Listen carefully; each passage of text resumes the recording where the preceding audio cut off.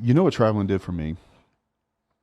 Two major things is it allows you to get outside of, I believe in atmospheres in a major way. Like, I think that if you want to make a major change in your life, changing your atmosphere is a really good idea. Yeah. You know what I'm saying? Like, because just the patterns of seeing the same place every day, smelling the same smells, like changing atmosphere can snap you out of that in a lot of ways. Yeah. And then you start to interact with new people that have new perspectives and show you new opportunities. Whereas if you'd have stayed in your hometown, you might have thought you could only work in that coal mine or Yep. in my case, the plants, right?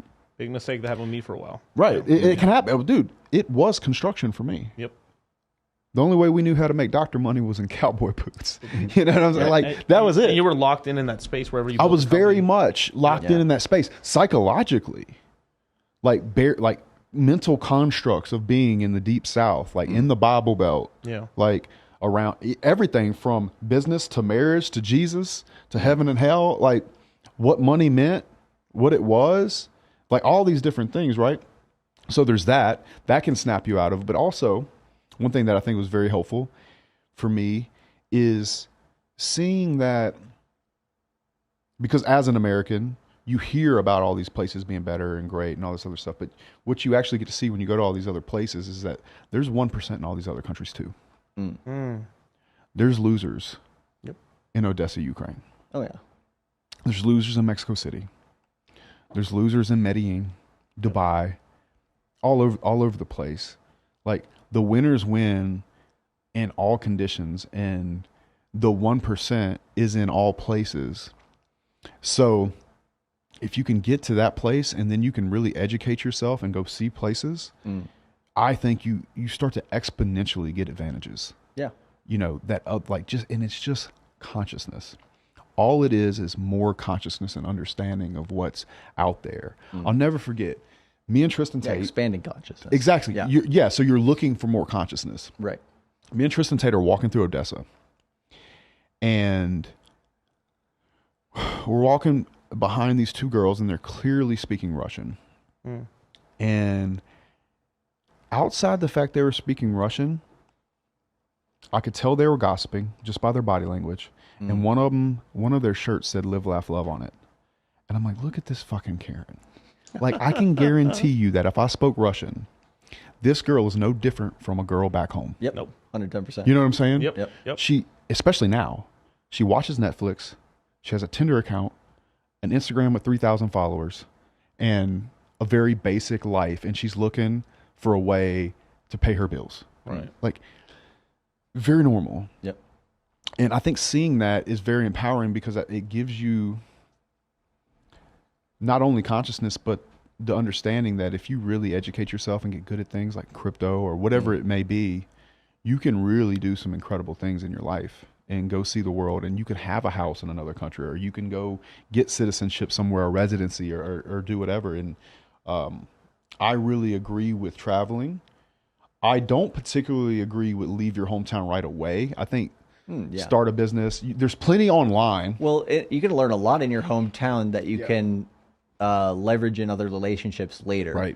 Right. Because even if you're, like you said, you might hop out of town and you might not have that network, but you understand how that network works on a small scale. And then when you go out and you're doing this in, at whatever city in the world you want to do it in, then you're like, it's the same process. It makes perfect sense. Concept. You start seeing the patterns. Exactly. Yep.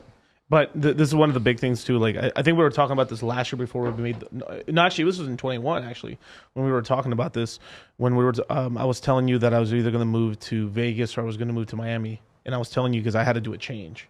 I had to get, because I was streaming out of the same place where I was basically within 50 miles of where I was born. You know what I mean? And I pretty much have tapped out most of those resources already, and I wasn't growing anymore. And almost Miami. almost went to Miami. I was lobbying hard. He told me about that. He told me about that. Yeah. I'm still lobbying. Hey, I mean, Miami. Hey, we may get a just vacation maybe home, Miami. Another one Fuck here you, in man. Vegas. Hey, bro, you want to come to Miami? But the amount of opportunities I've gotten just from moving here to Vegas is insane. Like I'm friends with UFC fighters now. Yeah, that's badass, bro. It's crazy, dude. It's like there's a lot of opportunity in both cities. The one stat that I saw, basically, when I came back to America, I just came back last November, was that after the pandemic, the two best economies in terms of cities, large cities in America, are Miami and Vegas. I believe it. I also think they're two of the best podcast cities. Okay, interesting. Yeah. First of all, I think Miami's probably the mecca right now for podcasts. But Miami, Vegas, LA, pretty strong. Yeah. You know, especially for big ones. Yeah. Right. Like, I mean, when you're in Miami, you could do 3 or 4 shows with a channel that has over 1 million subs. Yeah. Easy. I mean, Fresh and Fit's got 1.5. They'll have 2 not long. Yeah. You know, Bet David and all those guys, all the valuetainment is there. Yep. Yeah. There's multiple other ones I'm forgetting just right off the top of my head. But dude, like they're there. And you know, Vegas has got some big ones as well. We're starting to get podcasts moving from LA over here to Vegas. I mean, tax reasons and stuff. Everything like from California is coming to Vegas to some extent. Not everything, but like a lot of it. Actually, a lot of the Dallas and Austin as well. There's a lot of There's kind of like this Vegas, Texas, you know, Florida sort of movement that's going on right now. Yeah. Imagine that.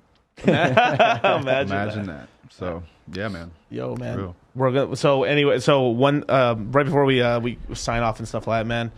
Damn, son, you're doing pretty good on crypto, man. Let me tell you that much. Yeah, you're doing pretty good on crypto. When he told me the numbers, I was like, "Fuck." See, this is the one thing I wanted to talk to him about, and I don't know how much more time we have. Wait, we still have time. We still got okay. The one thing I wanted to ask was like, goals with crypto, because like talking about question, a lot of things is important, but the future, where we're going, right, is always the most important. So like for yourself, like when you're in crypto, like what's the ultimate goal? I'll tell you my ultimate goal. I'm never going to be a dollar figure person. Okay. I'm always going to be, my goal is going to be to create a return on investment of time. And since I'm not as competent as you guys on the subject, my main goal is to create strong, trusting relationships with people that I know that are going to be close to me enough that I'm not that guy that says, if I would have bought Apple stock in 1970 or whatever, I'd be worth this much money. Yep. So my goal is to systematically create relationships with you, Miguel. You know, obviously I'm really close, you know, like Luke knows a lot about this. So I have a couple people I know that help me stay to date. That way, when the time comes, I can deploy capital that I've earned the hard way somewhere else. And create a future where I'm not looking back and being regretful about not paying attention. Perfect. And that's it. You know, I'll never understand it the way you do. Well, and I'm okay with that. Yeah, exactly. And same with real estate on my side, right? It's like, it's just not my interest. It's not your thing. Yeah.